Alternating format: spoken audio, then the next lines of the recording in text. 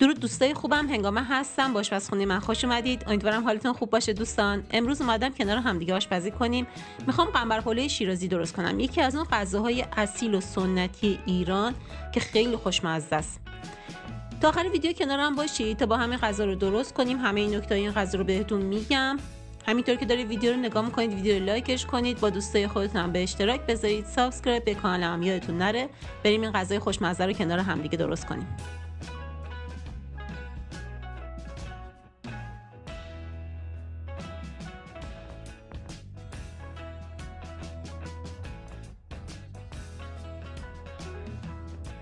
دوستان برای درست کردن این غذا اول باید مواد گوشتیم رو آماده کنیم. نیم کیلو گوشت چرخ کرده، من نیم چرب استفاده میکنم.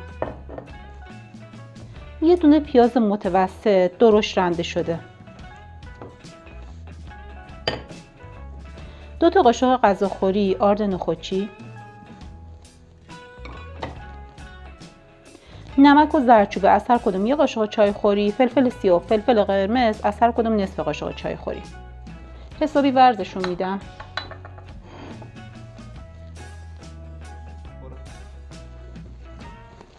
نگاه کنید دوستان، اینقدر ورز بدید تا حالت چسبندگی پیدا کنه موادتون. نگاه کنید به این حالت که رسید دیگه کافیه ورز دادم. خب حالا از گوشتمون اندازه یه فندق یه خورده بزرگتر من دستمو مرطوب میکنم بچه‌ها که گوشت نچسبه به دستم. اینجوری کارتون راحت تر میشه اگه مرطوب کنید دستتون رو. اندازه یه فندق یه خورده بزرگتر اینجوری گوله گوله آماده میکنیم، میذاریم کنار.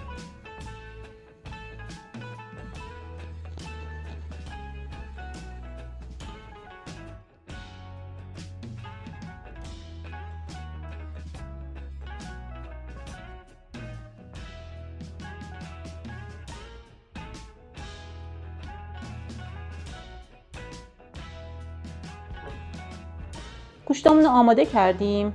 حالا میریم برای مرحله بعد. گوشتایی که آماده کردیم میندازمشون تو روغن داغ. همه طرفشون رو خوب سرخ میکنم.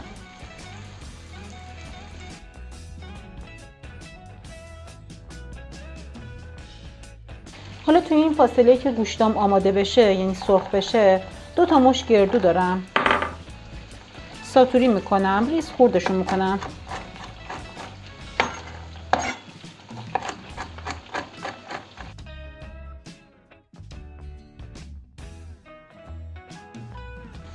یه دونه پیاز متوسط،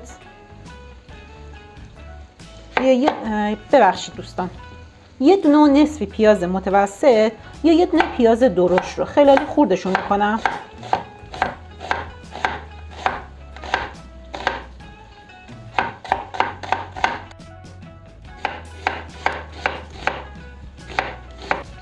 گوشتام که آماده شد سرخ میکنیم. گفتم هر طرفش رو سرخ کنید. بعد دیگه گوشتا رو درشون میارم بس که کامل سرخ شدن. گوشتامو میذارم کنار. توی همین مایتابه پیازایی که خورد کرده بودم یه دونه نصفی گفتم پیاز رو خلالی خورد کردم، میریزم و سرخشون میکنم. پیازام که سرخ شدن و یه خورده طلایی شدن گردوهایی که خورد کرده بودم رو بهش اضافه میکنم. اندازه 1 دقیقه هم گردوها رو باهاش سرخ میکنم. یه کوچولو هم زردچوبه اضافه میکنم بهش.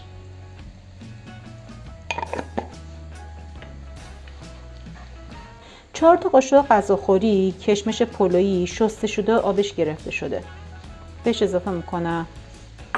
در حد 30 ثانیه تفتش میدم رو حرارت ملایم. دوستان کشمش چون زود میسوزه رو حرارت خیلی ملایم 30 ثانیه تفتش بدید. 4 تا 5 تا قاشق غذاخوری سس انار بهش اضافه میکنم. اگر رو به انار دارید غلیظ‌تره یه مقدار کم با آب رقیقش کنید.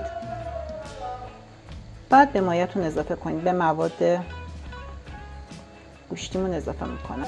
گوشتای آماده شده هم بهش اضافه میکنم. تو این مرحله به خاطر اینکه خوشمزه تر بشه یه مقدار دیگه سس انار بهش اضافه میکنم روی گوشتا. اندازه 1-2 قاشق دیگه بهش اضافه میکنم. بعد همه رو با هم، اینم اندازه 30 ثانیه تفتش میدم کل مواد رو با هم. دیگه موادمون آماده است، میذارمش کنار. آخر سرم یه کوچولو نمک بهش اضافه میکنم و هم میزنم و تمام برش میدارم. مواد قنبر پلوی شیرازیمون آماده است. بعد دیگه میرم آب میذارم برای جوشیدن که برنج آبکش کنم دوستان.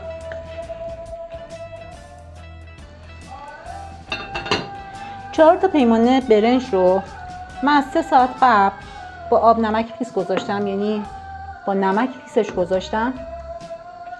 حالا میریزم به مرحله آبکشی. دوستان بسته به نوع برنجتون خودتون میدونید که چقدر برنجی که داری چقدر طول میکشه تا به اون مرحله آبکشی برسه.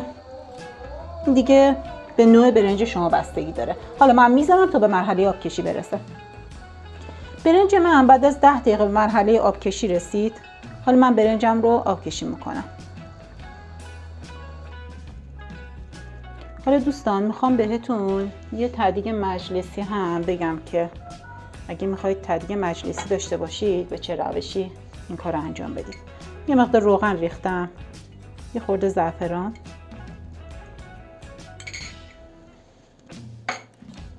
نگاه کنید اینجا جعفری دارم. من این جعفری رو برگ برگ میذارم توی قابلمه. بچینید سطح قابلمه‌تون رو با جعفری پر کنید.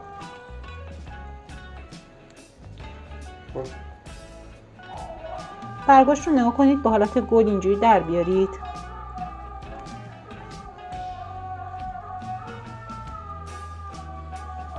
حالا سیب زمینیامو میچینم روی برگای جعفری که چیده بودم. کف قابلمه رو پر میکنم.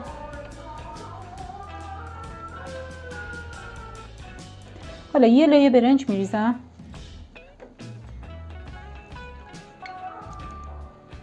یه مقدار زعفران.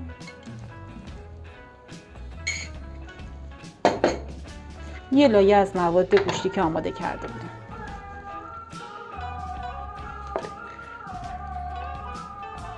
بهتون بگم دوستان این غذا یه غذای مجلسی و اصیل شیرازیه. بعد از کلم پلوی شیرازی این غذا از اون غذاهای معروف و مشهور شهر شیرازه.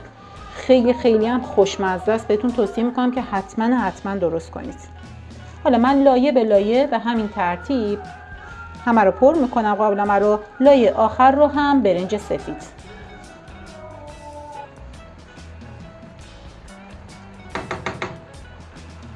لایه آخر رو هم برنجم میریزم. اون لایه آخر که برنجم ریختم زعفرانم میریزم.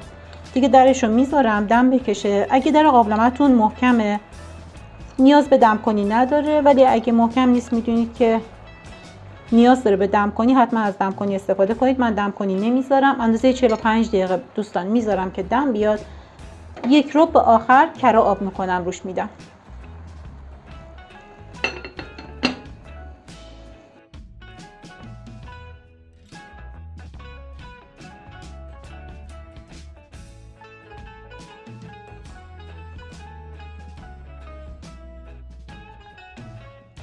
خب دوستان امروز هم کنار همدیگه آشپزی کردیم. امیدوارم که از دیدن این ویدیو لذت برده باشید. یعنی این غذا ظاهرش انقدر خوب است که مزه‌ش هم به اندازه ظاهرش خوبه. بهتون بگم فوق العاده خوشمزه است. حتما درست کنید و از طعم بی‌نظیرش لذت ببرید. مرسی که همراه هم بودید. ویدیو لایکش کنید، با دوستای خودتون به اشتراک بذارید. حتما نظراتتون رو برام کامنت کنید که خیلی مهمه. کلی دوستتون دارم و ویدیوی بعد هم دیگه رو می‌بینیم.